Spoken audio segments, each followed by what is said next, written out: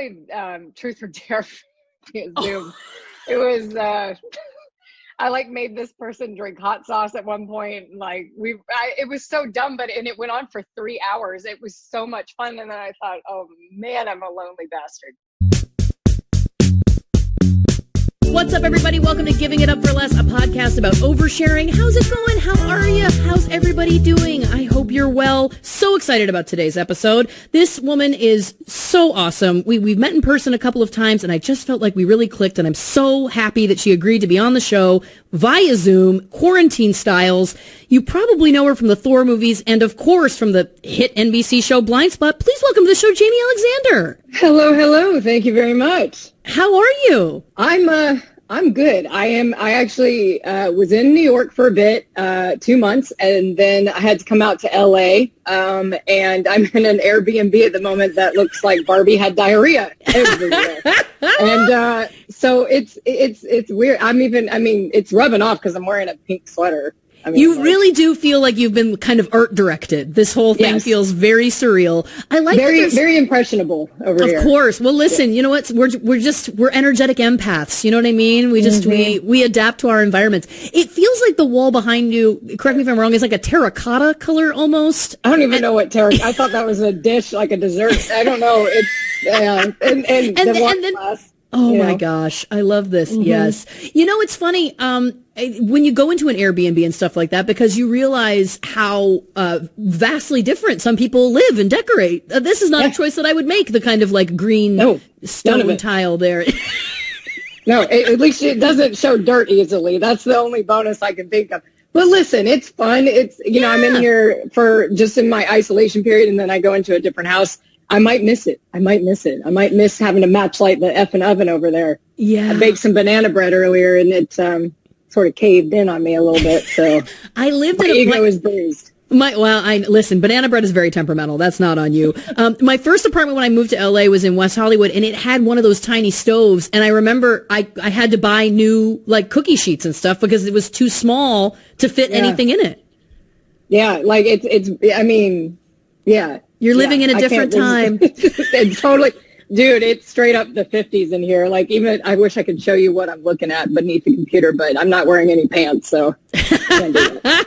Listen, neither have I. I haven't had pants on, I want to say, since March 30th. I feel like it's just been either a short or an underwear, and that's about the extent of it.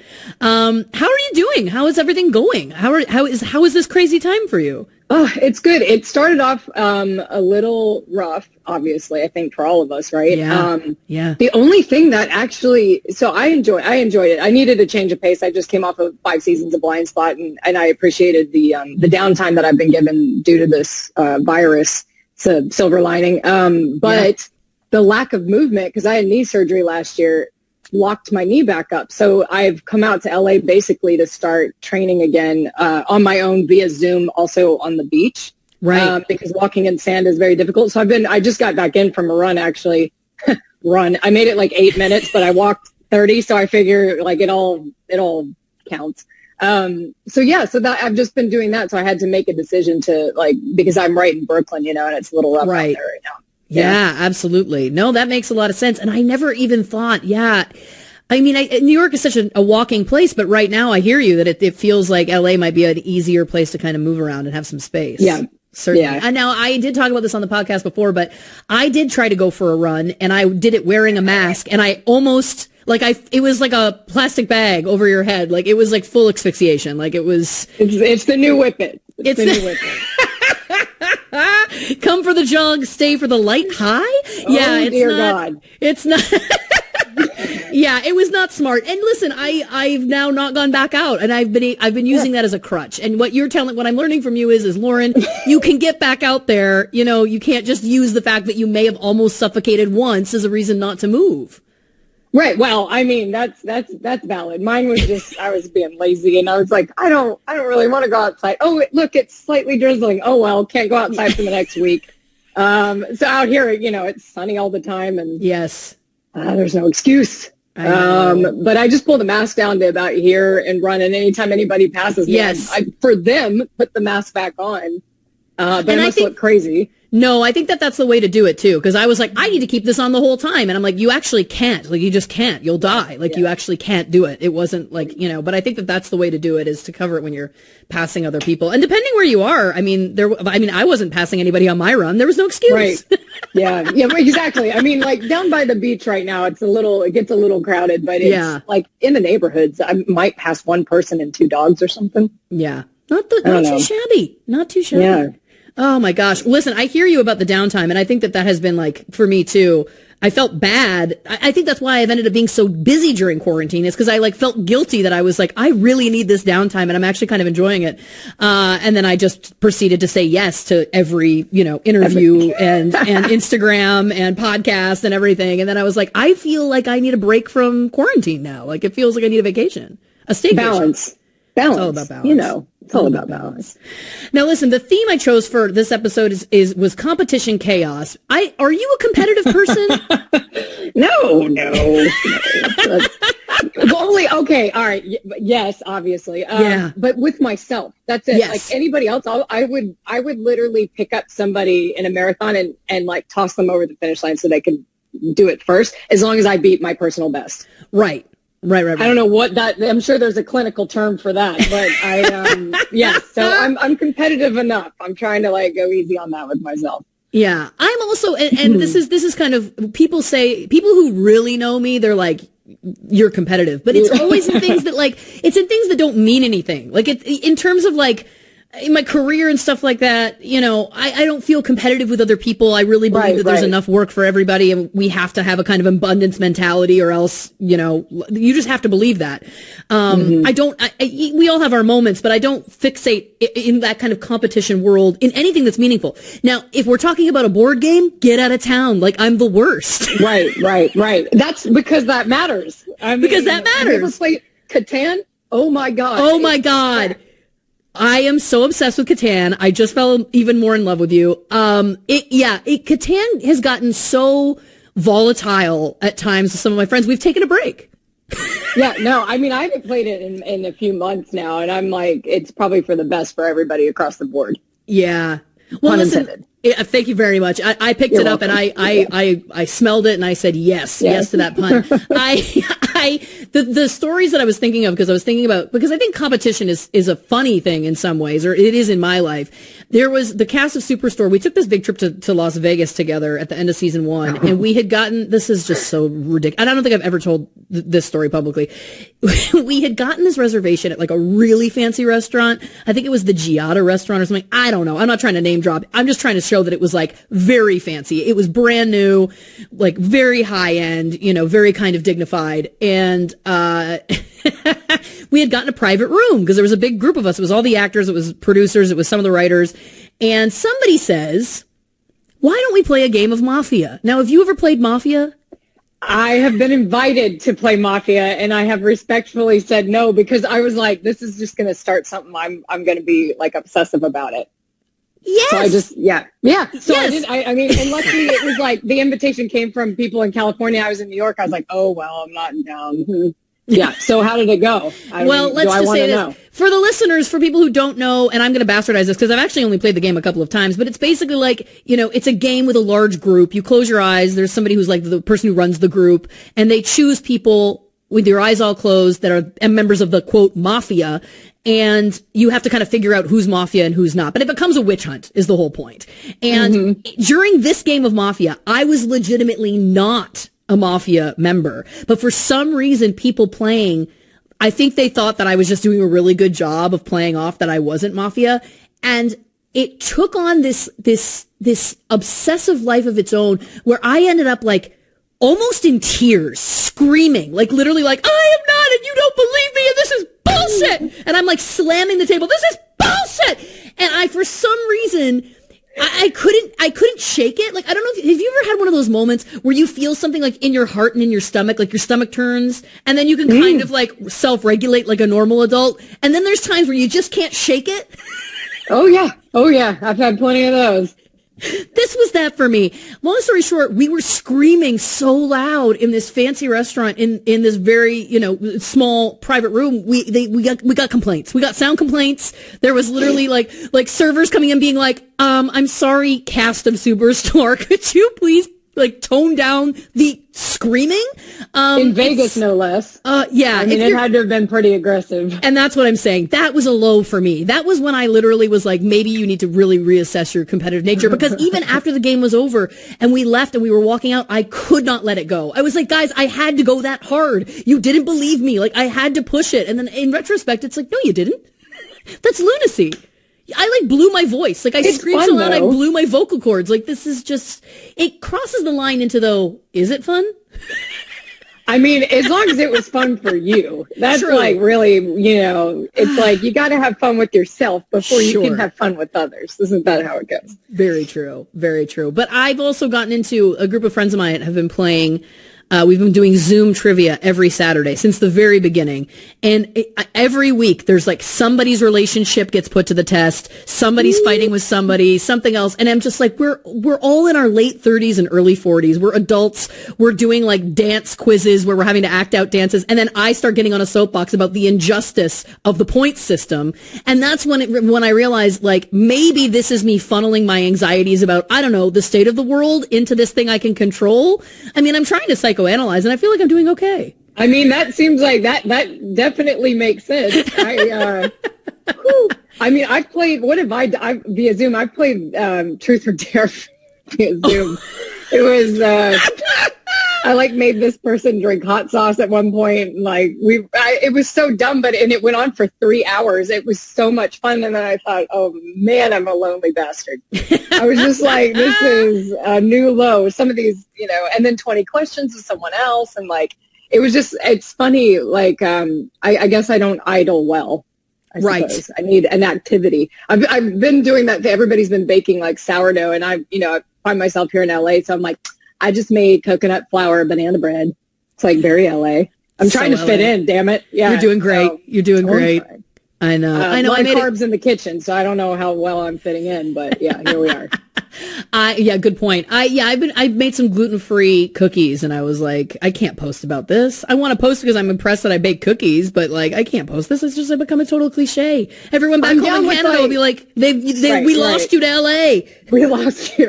It depends. I'll overcompensate. If there's if I make them gluten-free or something, I'll put in a lot of Ghirardelli chocolate chips, which might have gluten in them. I have no idea, but I'm here we go, and I just M&Ms, whatnot. I don't know. Yeah. Had a real good time. Hence the running. Hence I started to run again. I started to exercise. You're doing great. You're doing better than I am, is my point. So you're a Catan player. Are there other games that you're into? I'm very excited to hear about this because I feel like Catan is still a little underground. Well, yes, that was brought to me not too God, how long ago was that? Maybe last year at some point, and I've just loved it ever since. And the funny thing is, because I live alone, I don't really. I think if I had more, on a show, you'd have no time, right? Yes. But if I in this downtime, I think if I had neighbors I was friendly with, I'm just basically a hermit. I would play more games because I used to play them all the time. Everything. I mean, I always liked Monopoly. I liked games that involved math and strategy. Those are my two things. Trivia games can get a little dangerous because I can argue my way out of any answer or into any answer and make it somewhat valid. I should have been an insurance salesman or something. It's just I could sell anything to anybody. It's horrible. My little brother is 9 times me. He's just it's incredible. Some people can. What's that thing from Tommy Boy? One of my favorite quotes is that he could sell a ketchup popsicle to a woman in white gloves. Yes, truly. Yeah. So that. It's so to answer your question, no, haven't been playing any games. No games. Long answer for a little. No. It's good. It's good. And I love that. I love Tommy Boy so much, but that quote is so good and so smart. And I think, do you think that that's helped you in your career, having that ability? Because I feel it's that unteachable confidence thing where or for me anyway, being able to fake it. I've had people, I don't know if you've ever experienced anything like this. I've had people in waiting rooms for screen tests literally be fuck you. I'm what? And they're you're too confident. Why aren't you freaking out? And I'm listen, internally I am freaking out, but I'm just choosing to convey confidence. Do you feel like that salesman tactic has helped you in those ways? I mean, I guess I think for me, I grew up doing some theater in 7th grade, but in high school I got kicked out because I can't sing, and they only did musicals, so I became a high school wrestler, and that was a whole other thing. It's obviously the next choice. It's obviously performance, spandex, right up my alley. I love it so much. Beating the crap out of people. Yes. So it's weird. I don't know, because how I am as a person is not typically who I play on screen. Usually I play very serious, like kind of dramatic ass kicker or whatever. And I'm like accident prone goofball. Clearly don't know who I am anymore. That type of thing. So I go in and I'm so empathetic, and I can feel how nervous people are, and it switches it off in me. And I just like want to look after everybody in there, because I'm like, hey, this is not the most important thing in the world, although you're working hard for it. But like, it isn't up to us. Right. So it's like, you just do the best you can. And if you don't get it, you just on to the next. And I honestly believe that. And I've always felt that way. And I'm just lucky I have that disposition, because I know that a lot of people don't. Yeah. Yeah, it's true. It's true. Yeah. I agree with you. I think I have that disposition too. And it's you kind of have to. That's why we get along, Lauren. I know. I know. I can't remember what happened, but we were backstage. We were backstage at a women empowerment summit situation, and I can't remember what it was. Naturally, of course. I can't remember what it was, but like across the room, there was something that was said, and then it was just like, okay, yeah, we're in this. Like, this makes sense. I don't remember. Oh, I remember that now, because there was Hoda was there. Like, all those people were there, and then I was like, I just immediately liked you. I was like, this person is awesome, and then. Yeah, it was just kind of that, That's so easy when you meet somebody that you feel like you've known for a long time. And when you reached out about doing this, I was like, yeah, anything you need. I mean, like, there are limits, Lauren, but anything you need. Here's the thing. Now that you've agreed to this, the requests are going to get weird. It's going to just become, oh, here she is again. Oh, she's another pyramid scheme. Why? Why is she cleaning my bathroom? I don't know. I don't know. What a good and listen, person. That's more for me than it is for you. You know what I mean? Let me do these things for you. What a joke. But it's interesting, because I feel like there's so many women, especially I find in this industry, that I gravitate to in that way, or that I have those connections with immediately. And then, men sometimes too, but sometimes not. Sometimes I feel like that's more of a fragile thing. I mean, I'm going to go I try not to speak. But with all the dudes I've worked with in my career, it's like I've found that they are more concerned about their outer appearance than we are as females. And it like breaks the cliche, which I'm a huge fan of. I love when cliches are broken, but it just makes me laugh. Like, and then, some of the men I've worked with just don't like to get dirty and stuff like that. And it'll be like part of the job. And it's like, you got to jump in the mud or whatever. And I'm like already in there. They're like, you're not supposed to be in the mud, Jaimie. Get out of the mud. And I'm like, why? It's funny. It's all. It is so funny. And to that, I won't name names, and this is not somebody who's on my show currently, but there was somebody who guest starred on another show that I had done, and he like came into the makeup trailer and had a specific way he wanted his face contoured, and was telling the makeup artist, like, I need you to contour here and here and here and here, and I need you to use this color here, this color there. And I remember just being, at that time, because that was when I was relatively new to the business, I was shocked. I was like, I would never even think. Like, I kind of just go in and go, oh, you'll do what you know to do. And I would never think to like have a note. I mean, now maybe I could see a little bit, but it was just so fascinating to me, because I've never seen a woman do that. But this dude, like, again, first day on set, not a regular on the show, is just like, hey, I'm laying down the law about how my face has got to look. Maybe it comes from just being very, I think maybe when some people are specific, they feel more in control, and that helps them do whatever it is they need to do for their job. I find I'm the opposite. I kind of like to not have so many, eggs in my basket. That's not the right say, but you understand. I like it to be, I'm like, you're the makeup artist. I don't know how to do shit when it comes to that. So that's you. And sometimes, if somebody's like, hey, do you want to wear this or this? I'll choose. But usually I'm like, I don't care. I don't even want to think about any of that. I'll just focus on, my job. And, but that comes with a level of trust, and that's after working with certain people for a while or whatever. But I'm trying to be really, really PC with my answer. Oh, me too, man. On to the next question. As soon as it came out of my mouth, I was just like, you're gonna get the tweets. You're gonna get the tweets. Oh boy, yeah. On to the next. But Oh, listen, man. Yes. what's nice is that we're both not saying, like, I know exactly what you're not saying, and so therefore, I get you. Oh my God, too funny. Now, so there's a couple segments that we do on this show. One is called Dumb Lies We Tell, and I don't know about you. I'm a terrible liar, and I'm not good at it. I went back when I used to drink, like back in the day, I probably could. But now I start to sweat and I get really uncomfortable. I just suck at it. And that's what everybody wants to hear. And and they probably think I am lying, but I genuinely can't. I'm terrible. I can hold a surprise, like a surprise party or something like that. But when it's like, if somebody's like, hey, what'd you do today? I can't, I'm not going to be like, oh, I went hiking. I can't even make it up right now. Like, it's just, yeah, I'm not cool. No, I'm the exact same way. And I know a lot of actors are actually the same way. And people are like, but you lie for a living. And I'm like, but it's kind of different. It's not. But it's not. I mean, it is different because we're scripted. Like, those aren't our words. Like, we literally, somebody gave this to us. And so it's not a lie, really, right? Yeah. I don't know.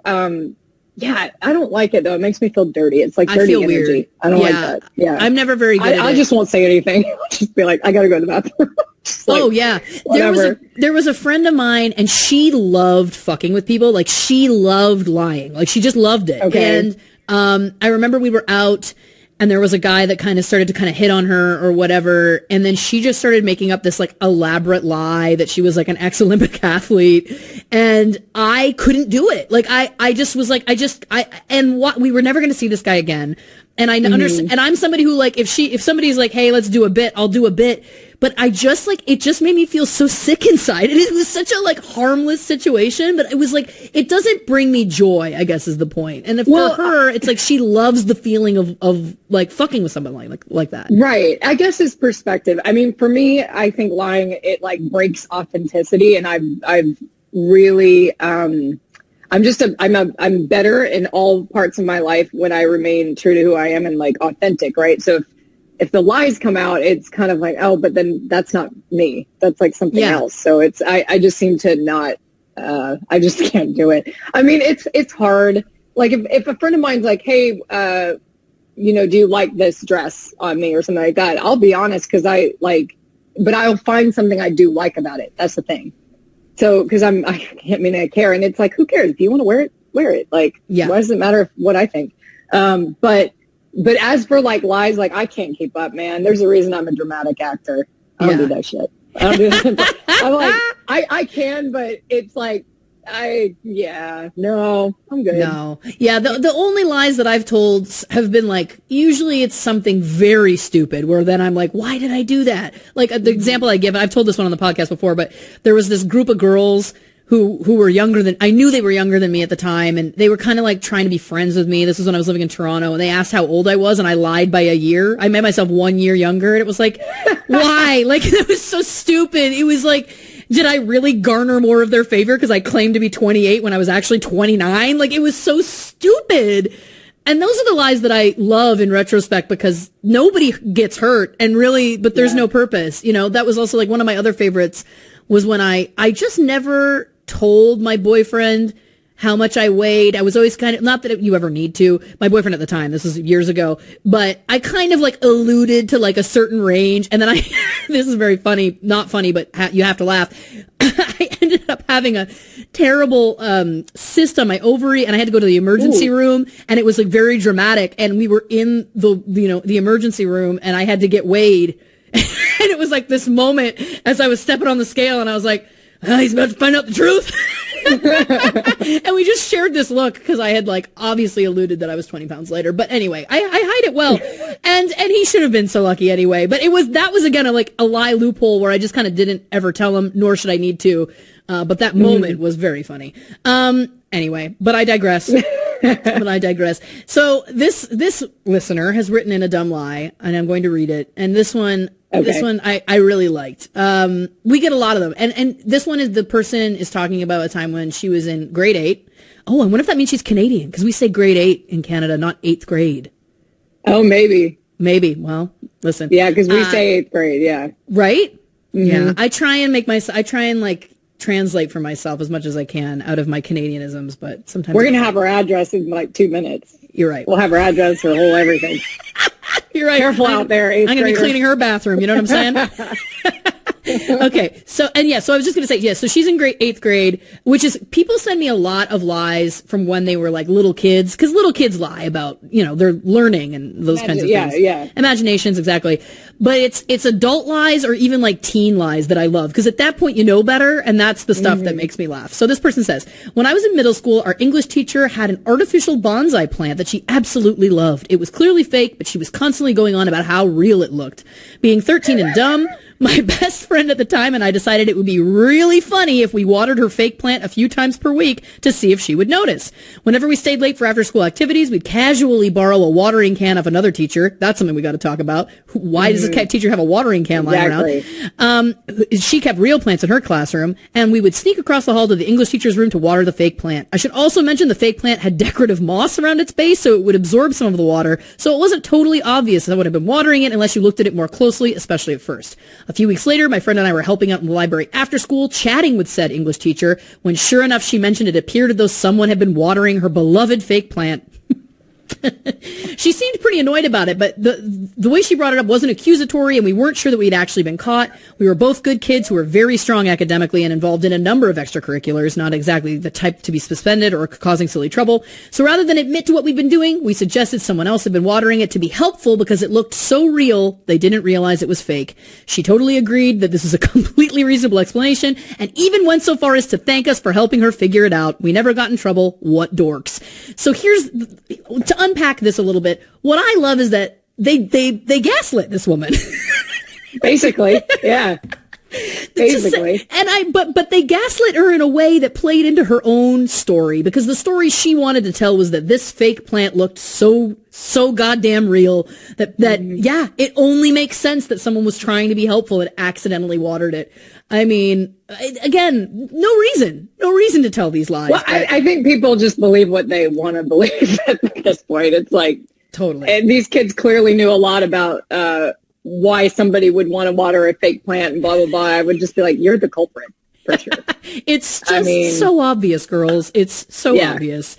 I love it so much. And I also love the idea that it is, the power of suggestion is so real. And I've talked about this a lot. Totally. Like I used to do wine tastings when I first started out as an actor. And you can literally tell anybody that what they can taste. And I would make up lies, and people were just like, oh, I taste the peach. And I'm like, there's no peach in there. You know what I mean? It's the best. It's such a bizarre piece of human nature, and a lot of people have written in different things where they'll say like, oh, can you see that thing in the distance? And people are like, oh yeah, there's nothing there. Doesn't that also terrifying? It is. I think like what it shows though is, how some people, when they're wanting to, I don't know, bring forth some change within themselves or something like that, they'll say affirmations to themselves, or it's like a retraining of the brain, because really if you can suggest something to me enough times, I'll believe it. Right. Even the first time. And so I guess the funny thing is like, how do you do that with yourself in a positive way? Because we, unfortunately, I think as humans default into the negative a lot, but I think that you're spot on with that. You can tell somebody something and they're just going to want to, it's just so much easier to believe it, especially when you were more knowledgeable about the wine than they probably were. So it's like, who am I to say you're wrong? Like I would taste it. I would find a way to taste the peach flavor or whatever. I wouldn't be like, this shit tastes like cinnamon, but like, I wouldn't, I'd be like, okay, all right. I could see why you might think that tastes like a peach. I don't know. And I think that's that's like a kind thing that people can do too. You know what I mean? That it's I don't want to make you feel bad. I don't want to tell you that you're wrong. Yeah. Like it's easier to just get wasted. It's fine.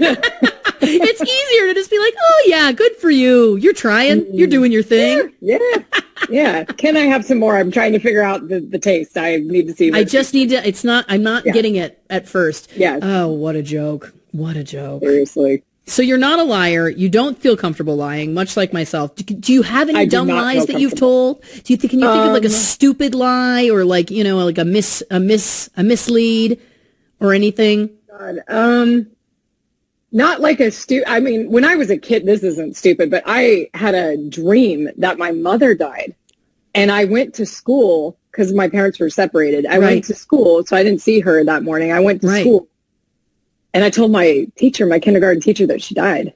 And because it was so real and I couldn't tell the difference. And I remember like they sent police to my mom's apartment, like this whole thing. And this is how I'm remembering it. Might be slightly different, but I'd have to talk to I haven't brought it up with my mom in forever, but I remember she came to get me from school and she wasn't angry or upset. She was like, she felt so bad that because clearly I believed it. I was like bawling my eyes out in my classroom and everything. So it was weird that like, I'd had a bad dream and I didn't see her that morning. So by the time I got to school, I really, like my little imagination was like, oh no, she's dead. The people I must have frightened with that, but that's why it's like, I don't think kids lie because their ego's bruised or anything. I think they truly believe that's the way it happened because they can't quite tell the difference between like the imagination and what was real. And that can be quite beautiful in so many ways, but it can be really, devastating in other ways. Yeah. That just popped into my head when we were talking about like kids and how they lie. But I think like a stupid lie, I don't even know. I mean, sometimes, I'm sure there's been times where somebody's been like, hey, do you want to go have dinner or go hang out or something? And I've said no because I said I was busy, but really had diarrhea or something. There's like always that. It's like, I don't think I'm going to be like, it's not going to happen. I can't keep anything in there right now. Like, so there's that. It's just like withholding information out of courtesy for the other person, maybe. Of course, yes. But yeah, that's about it. I have taken to a few times actually when I've had like digestive problems. I have come clean and I have just said, honestly, I got diarrhea, man. Like and you know what? It always ends the conversation. It's always like, totally. Got it. Dude, speaking of, a couple years ago, I had a meeting with a studio head. I wish I could remember which one it was. And I went to this juice place called Creation, and there was a tea in a jar. And I was like, oh, tea, yeah, I'll have one of those. And it was a detox tea, so it was a laxative, and I didn't know. And I drank it before the meeting, and I swear to God, 2 hours later, I get to this meeting, and I asked the receptionist if she has any Tums, because I was like not well. And I'll never forget sitting there. The studio head basically made it seem like he was his assistant. So he comes out and he goes, You needed Tums? I was like, yeah. And then this other guy comes out who is actually the assistant, I'm assuming. And they had me so confused. And basically I just told everybody in the office, I was like, look, I have the worst diarrhea. I drank some juice thing that was meant for a cleanse. And I just totally went off because I was like, I don't know if I'm going to need to leave this meeting. Having conversation. And I was like, there was nothing I could do because the guy would probably think I was like doing drugs or something. I was like leaving. I literally had to step out like 3 or 4 times. And I was like, what else do you want to talk about, man? I was like, because I got to go home. And I, shit you not, pun intended. Yes. That's how it went. And my manager called me. He's like, you're a special breed, Jaimie. Like, well, I didn't know what else to do. But that's a true story. And my lovely assistant was there to witness it all, too. And she likes to tell everybody about it. So now everybody knows. Listen, but yeah, again. That was something I couldn't even make up a lie to cover that. I was clearly like, hunched over. And I was like, I have to leave. I got to go. Literally. But look, yeah. I mean, I would find that impossibly charming. Like, it's like, that's just honest. Like, they did laugh. I mean, of course. There was some laughter. It may have been out of awkward uncomfortableness, but either way, it's fine. I got them to laugh. Listen. Never heard back, but that's fine. You know what? That's on them. Prudes. Okay. Couple of prudes. Exactly. What do they know about comedy? Yeah, exactly. It's like the people who say like, oh, I've never shit my pants or whatever. And I'm like, we've all shit our pants. Okay. Lie. Yeah, it's a lie. Like, you just happened, have. Okay. And if you haven't, a friend of mine actually, she told me that she never had. And I was like, it's coming for you. And about a year later, I got this call and she's like, you're not going to believe this. She's like, you were right. I know. I have that going with 3 other friends. They're like, how have you never? I was like, no, I have. They're like, when you haven't been sick. And I was like, and like I'm still trying to think about it, but like I probably like post knee surgery. I'm sure something happened. Who knows? Listen, who knows? Bodies are weird. Bodies are weird. I love that though. I've gotten into that before too, where it's like, oh, this looks like a fun juice or whatever, and then you're like, what? Yeah. Like a green juice. It's like, oh, this looks great. Yeah, exactly. Yeah, I was like, tea is tea. Why would you not put? And it's in small print. It says like a detox cleanse tea. I'll never forget that. I was like, that was the worst thing I've ever, I mean, and it lasted well into the next day. And I tried to eat as many like pieces of bread and everything, and nothing bound that shit up. Oh, no. And I've done one of those before. I did one of those juice cleanses from a place like that where it's like every day and you have your like set of 8 juices or whatever. Ooh. And I gained a pound. Yeah, no, my body would reject it. It did. It would be like, yeah. My body literally did. I did it for 4 days and I was like, surely and it wasn't that I was trying to do it I wasn't trying to do it for weight loss. Legitimately, I was just like, I gotta make some changes. I'm just going to jumpstart, do this juice cleanse. And at the end of 4 days, I gained a pound and I was like, never again. Yeah. Never again. I'm never going to try to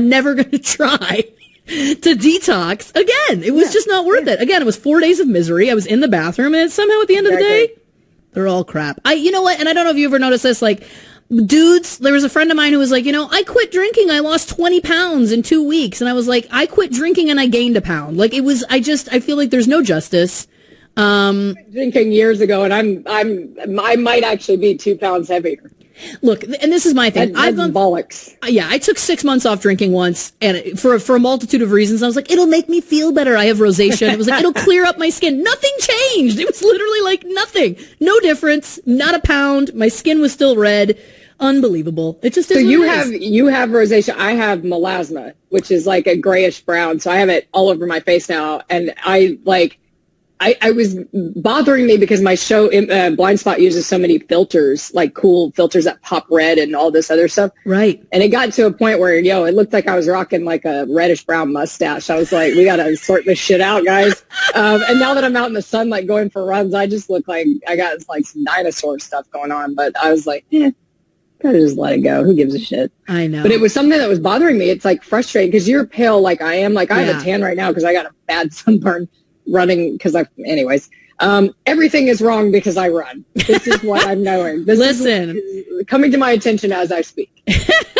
I love it. Yeah, no, I have rosacea and my skin is actually quite red, and it's so funny. It's like the greatest lie I've ever told is that I have good skin, because people online all the time are like, your skin is flawless. And I'm like, it's not though. I wear foundation all the time, and I kind of have to also because it has sunscreen in it, and normal sunscreens, even the ones from the dermatologist, they make my skin flare. So the only thing that helps. Okay. Listen, now it's going to be an ad for It Cosmetics, and they don't pay me. I get nothing from them. I love their products. I'll be checking it out. But listen, it's the only thing that's ever worked, and it has great SPF. My skin looks flawless. It's awesome. But here's the joke. There was one time that I decided to own it and go, you know what? Fuck this. I have rosacea. Who cares? I'm still beautiful. I'm going to go out with no foundation on. It was literally the first time I'd ever challenged myself. And I went to go get my nails done, and I walked in, and the gal that I normally go to goes, did you just get a chemical peel? Why is your skin so red? And I was like, I can't ever do this again. I tried to be brave, and the comment just like, just stay down, Ash. You know what I mean? Stay down. Dude, it's the weirdest thing because, like, I really don't care about physical appearance that much. I really don't. Like, I've let that go, like, years and years ago. But this thing in particular is so bizarre, and it's so frustrating. And, because we do what we do all the time, the makeup artist is, like, mixing stuff and trying to cover it, and it takes a little longer than normal. And you're kind of, like, running a little late to set, and you're like, ugh. Yeah. But here I am. I'm the girl with all the tattoos. I mean, that shit takes longer than anything. So it's like,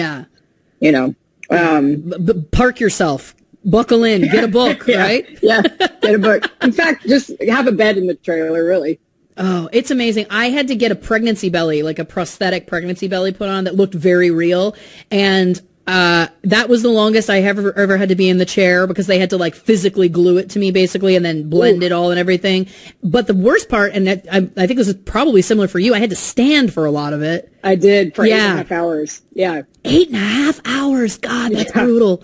Again, when I did the full body though, like that wasn't all the time. Yeah. But still, I've only had to do it a couple of times, and it was like, I can't imagine what this is like for that extent, because I think it was about 2 hours for me. And by the end of it, I felt myself going a little loopy. Now, granted, everybody got along, and I have a good relationship with all of our team, which was great. But there's just something that's like, maybe it's my own like inability, like you were saying, I'm not good with idleness. Like maybe that's what it is. I don't know. But I started to go a little bit like, let me out of here. I mean, listen, too much of anything is too much. True, very true. You'll know your limits pretty quickly. But 8.5 hours, that's unbelievable. Coffee. It was like coffee, podcasts, and playlists. That's all we did. And we would just like jam out. And the first like 4 hours, 3.5, 4 hours would go by pretty fast, weirdly. And then I would just start to get really tired because I had to hold my arms in such a way. Like if I rotated it, the tattoos wouldn't go on correctly. So I had to like basically stand like a mannequin. It was fun. It was fun, Lauren. Wow. Wow. Gosh. Well, listen, it paid off. It looked cool. It looked great. Yes. It looked very cool. It did. Very cool. I feel naked. Yeah. Yeah, you feel naked without them, I'm sure. They become a part of you, right? Isn't that part of it? Totally. All right. One last segment we do on the show. It's about grudges. It's called Never Let Go. And these are, big or small things that kind of get under your skin. I've told big ones. I've told little ones. My grudge today is this. At the beginning of quarantine, I fell prey to a little thing called a targeted Instagram ad. Okay. I saw this ad and it was for fun, like, flowy loungewear. And I clicked on it and I was like, you know what? These are so cute. They're these little, like, like a sweatshirt and shorts, all these little sets. And I poured over that website and I bought a lot. I bought like 8 sets or something because I was like, listen, this will be nice for your spirit. I always think it's like nice to have, not that I actually don't spend a lot of money on clothes in general, but it's nice to have like fresh things. And I was like, I'm going to be inside a lot. This will be nice. Here's the thing. I ordered them in March. They have still not arrived. And I'm like, have I been duped? Is this a scam? Is this one of these stories about these targeted ads and you just never see the stuff? There is a tracking number. It is apparently on its way to me. But the joke is I think by the time it arrives, it's going to be over. And then it's going to be like, what? Am I just wearing loungewear publicly? I mean, I guess the answer is yes. It'll be winter. And then where will we be? Nightmare. That's a legit, that is right. Completely. Your feelings are completely valid. Thank you so much. Thank you. I feel seen. Yeah. Damn, dude. I'm sure it wasn't cheap. It's like, you work hard for your money and then you spend that, and then they say it's X amount of time, and it's been months. And my faith that it will arrive outweighs my want or energy level to argue. Do you know what I mean? It better be the best clothes you've ever bought. Like, it better not be like this, the sizing's off, or like the color is different, or any of that. I would just light that shit on fire outside in the street so everybody can see. Absolutely. And that's the thing is that, and I'm not saying the company name yet because I've still, for some dumb reason, want to give them a chance. But if anything like that happens, I think I just have to hit the airwaves and say, you know what? These people are crooks. They're thieves. That's the one that's been really getting at me. The other fun thing, though, is that on the upside, there's some things that I ordered that I forget because they've been taking so long to get here. Right. And the other day I had a hair wand show up. It's like Christmas. It's like Christmas. I was like, oh, right. It's like a triple barrel thing. And so it like can crimp your hair. That's exciting. Totally forgot about that. I also ordered that in March. So that gives me hope that these loungewear pieces will eventually arrive. I love it. Have you ever fallen prey to one of those targeted ads? Right?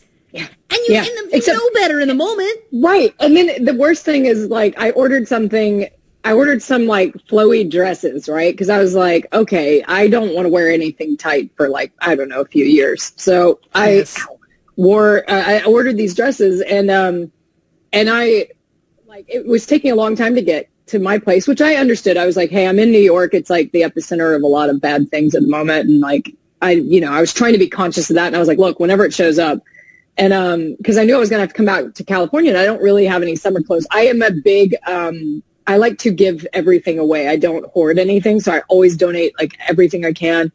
But sometimes I like overgive, and then I'm like, oh shit, I don't have any shorts or like anything. Right. So I ordered these dresses, and I was so excited for them to come around. And so I ended up emailing the company because I was like, hey, it said it was delivered a week ago, but I never got it. And they were actually really great. They got right on. They said, actually, it's still here in the warehouse. We have it. We're going to ship it right away. They sent a new tracking number. It showed up like 3 days later, and they're a California-based company, I guess. So I was like, wow, that's great. So I actually had, like, it was a good thing. It ended up being a good thing, but at first I was just kind of like, oh, because those dresses weren't super cheap, Right. And it's like, so I can understand, like, I can understand that. And you want to give it a grace period because, again, like, things are crazy right now. Absolutely. But it's tough when you spend money and they tell you over and over it's going to be there at this time, and then it's not. And you're like, well, just be real, man. Just say it's going to be here next year. Absolutely. Absolutely. And I think for me, it's because it was something I wanted to use during this time. That just feels like an extra kind of like salt in the wound. And then I'm realizing though, what I'm realizing now is, well, then maybe what you're learning is you should have only ordered half of what you ordered, because you probably don't need 8 sets of like sweatshirts and matching shorts. And to your point, what if they don't fit? What if they don't fit? Like, this is a disaster. Call me. I want them. I'll do, like, done. Like, I want every bit of it. Whatever you don't want. I'm like, absolutely. I'm bad about that. I tried to like get because I haven't lived in LA in 5 years. I forget the temperatures here. Like, you know, it's hot during the day, and then it's kind of chilly at nighttime and early in the morning. I get up at 5:30 in the morning, so it's like, I was like, oh, I should have brought a jacket from New York. I just forgot. So now I'm like, I was going to try to research to see if there are any shops open that I can just wear a mask and go in and get like a little jacket or a heavier sweater or something, because I just didn't pack right. Instead, I brought those dresses. So here we are. And here we are. You know what? You're going to be happy you have those dresses. But I think that is a misconception people don't realize unless you've lived in LA, is that it is a little bit desert-like. So it can be extremely hot in the day, and then it can actually get quite cold at night, depending on the time of year. And so I feel you. And June, we're on June. And listen, we're talking about the weather, but this is another thing I didn't know before moving here, is that June is gloomy in LA. Oh yeah, June gloom. June gloom. Like, I'm out in Venice, and it's been cloudy 24 hours a day so far for like a few days. Like, it hasn't broken yet, so it won't really do that. It usually starts to burn off like midday in the inland, but yeah. So I was kind of like, oh, well done, Jaimie. Get yourself a beach house and have no sun. It's probably good for me, because I mean, this burn is like, I don't know if you can that's see real. Any of that. That is real. This is a few days old, though. This stuff was like a nice little shade of plum. It was not good. And I did the same thing a couple days ago too. It was a sunny day. I'm in the valley. It was a sunny day here, and I went out and I sunscreened. I fully sunscreened, and I reapplied partway through, and it did not matter. It is strong. And I was like, it was one of those things, and I don't know if you felt this, but I could feel, the reason I knew I was burnt was I felt the heat like coming off of my flesh. Oh yeah. You're like, uh-oh. And it's like radiating almost. Like, it's like you just feel like, I was like, oh, like I was laying on the couch and in the little area, I was like, why does the air feel so hot? It's like, oh, that's me. Yeah. My body is doing that. And it hits you at night, and you're like, it's hot. And then I had to go see my dermatologist recently, and for melasma, and I went and saw her, and they take your temperature right now to make sure you can come in the building and stuff. And I said, look, I'm probably running a little hot because I have the worst sunburn underneath this shirt. And I showed the nurse, and she's like, yeah, you're a little elevated, but she's like, it's probably from sunstroke. And I was like, I'm pretty sure that's what it is. Like, I was like, I could barely wear a shirt. I mean, it was, so good times. Good times, classic. And listen, it's a problem to have. It's a good problem to have. Yeah. Absolutely. It's better than, I mean, Toronto got snow in May this year, and I was like, oh boy, like that would be the thing that just threw me over the edge if I was still living there, for sure. During this time where it's like, stay home. Also, just kidding. Winter's back. But yeah, sunstroke is a real thing for me, and that's been something that's plagued me ever since I was a child. Even with like a hat and sunscreen and whatever, like if I spend a day out in the sun, I just know I'm going to feel crappy the next day.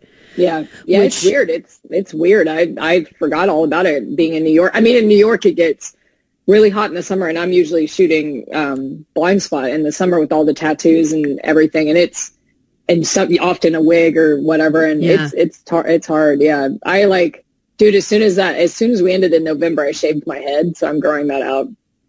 I was like, it was a good decision until I started growing it out. But I was like, why did I do that? But now, did you shave it because you just wanted the change, or were you like, my hair has been fried over the years? All of it. And I was like, I could, I was like, I had some stuff lined up this year where I was going to be wearing a wig that's very long, and there was no way that they were going to clip in pieces anyway. So I was like, this would be the time to do it, because for a year straight, I'll be in this wig for 2 different things. And so I shaved it, but then those projects got pushed, obviously, with this. So I was like, oops. So now I'm just like growing it out, but I was like, crap. Okay. I mean, I've had a pixie before, but I mean, we razor cut shaved it. So I didn't do this. We actually took a straight razor and just chopped it off. Oh, and, wow. But I did it the day after we wrapped, and then I thought, oh, we don't have reshoots. And I didn't think about that. We went to one of my co-stars was like, wait, are you allowed to do that yet? And I was like, shit, I hope so. We wrapped last night. And then it was fine. But I was like, I did not think of that. And normally I would. So it was funny. Anyway. Yeah. We had that on our show. America cut her hair one season. And then it was like, gotta pick up something. So it was like, guess we gotta find a wig to match the old hair, which is a whole other kettle of fish. But you know, it's funny because I have very little done to my hair on the show. And on the last show I was on too. But for some reason, I think it's just like the day to day when you do it for years on end. Even if you're taking good care of it, it's still like my hair now is a little bit fried. And I've definitely had that same feeling where I'm like, maybe I just take it off. I mean, I don't like hair. I just like, I would be like, I think I'll probably grow it to about here and then call it a day. I just wanted something different. And then I was trying to grow it out. Like on the show, I didn't cut it, but then we had to end up shooting things out of order in the 5th season because I was rehabbing leg surgery. Right. And I couldn't walk. So I had like multiple doubles and all kinds of stuff. It started getting comical. We're like, how many Jane Does can we get on set today? And then there'll be like 4. And it was so funny, but so my hair would go from like to like maybe here-ish to like here, and then it would go back up a little bit, and I was like, it's growing so fast. And then as it grew, I was like, I don't look right with long hair unless it's like really long, like Thor. It was like, but it has to be for something like that, and I was just like, you know what, I just don't like it. Like, even when I have long hair, I always wear it up like you're doing. I just don't like it in my face. So I'll probably just have short hair for the rest of my life. I've decided. Look, you can pull it off. You've got the face for it. It really suits you. I think you're at a great stage right now. It looks really good. It's getting there. It was a little, at one point I was like, and I bleached it because that was smart. I bleached it and then it grew out because of the pandemic. And I was like, I got 4 shades of something happening. And then now, you know, I had to put the dark dye on it, or I wanted to. And then, but if you wash it enough times, you're outside, it goes orange. So I was like, listen, I'm just trying to figure out where I fit, you know? Like, I can't. My mother is 5 feet tall, like 5'1" and blonde, and I am 5'9" and brunette. And it's like, I'm like, I don't know. I thought maybe I could carry that color because no, it's not good. Well, I look sick. It's not good, but yeah, I've only one time had fairly blonde hair, and with our skin tone, it can be rough. You've got to bronze, you got to be really committed to your own coloring in your face, basically, and making sure that you don't just wash yourself out with the blonde hair. Yeah, I can't go back. Yeah, I can't. It'll never happen again. It was a dark time. It was. Yeah. Oh my God, that's so funny. Yeah, look, we're all doing our best. And listen, if I see any targeted Instagram ads for fashionable swimming caps, I'll let you know, because maybe that's what you need to do. I probably would, and I'll get a bunch of different colors because it's hard. Those ads are really annoying because like you're like, oh, that's like exactly what I want, like exactly, and then you'll be like, oh, and then you're like, I mean, I can just look. I have nothing else to do, and then like you know, your whole cart later, you're like, oh, what have I done? What and why? What have I done and why? Yeah, nobody's gonna see it but me, and it probably won't fit. But oh well, like I know. If I ever see this, I'm gonna keep you posted. Excited. I'm going to keep you posted about it. I pray that it arrives and that it is wearable. Those are my 2 hopes at this point. And that loungewear will become like in fashion, like when we're allowed, you know, to go back to life, that's just going to be the thing. Especially out here in California, I feel like all that stuff kind of works, you know? I also don't dress to go to work. Like I know other people that like, I'm like, if I'm getting up at 4:30 to go to work, like I am in sweatpants. I'm in pajamas sometimes. Like I'm like, no, like I'm just not, I just don't care. No, and I used to get the tattoo glue and oil all over my clothes. So I just started wearing the same thing almost every day to work because I just didn't want to, you know, I'd often move like stuff around. And then usually I was just naked because I didn't really care. And neither did they. At that point, they were just like, Jaimie, just take it off. It's like, let's make everybody else's life. I put a sticker down there and then I would just stand there completely nude. That's amazing. It was freeing until it wasn't. Until I like, for some reason, started gaining weight and then got like, had a couple health complications. And I was just like, I don't really want to stand here like this anymore. And especially when winter hit, I was like, holy God. But yeah, no, it wasn't that bad. It was fun. I mean, the way they applied them and how they drew them and created them and all that stuff's pretty cool. Like just like a walking piece of art. It is art. And it's also interesting too, because I feel like that's such a specific art form that can be done it can be done very badly and it can look very fake. And yours always looked amazing. Like it really is. It's so interesting because it's like such a specific skill. Do you know what I mean? That it's like, that when it's done really well, it's like, wow, that takes real talent, I think. It's no, impressive. Absolutely. They cast me, and then I went to see the guys at Tinsley, and they designed the tattoos to fit my physique, which was really cool, and to hide certain things that can't be shown on NBC. Right. So it worked out and it just how fast they did it. I was just like, wow. It was pretty great. Right now in my head, I know the freezer's there, and I'm deciding what flavor popsicle I'm going to have when we're done talking. What's happening? Like, I'm just like, I want the orange coconut thing. Listen, you know what? That's honest. That's real. I respect it. Here's what I've started doing. I'll cook breakfast, and while my boyfriend and I are eating breakfast, I go, what are we doing for dinner? Like, that's where like my day is just all about what am I eating? What am I eating next? What's the next meal? What's happening? Yeah, I get it. I get you. Well, listen, we're out of time anyway. So girl, you're going to get that popsicle reward almost immediately. I'm a sidekick.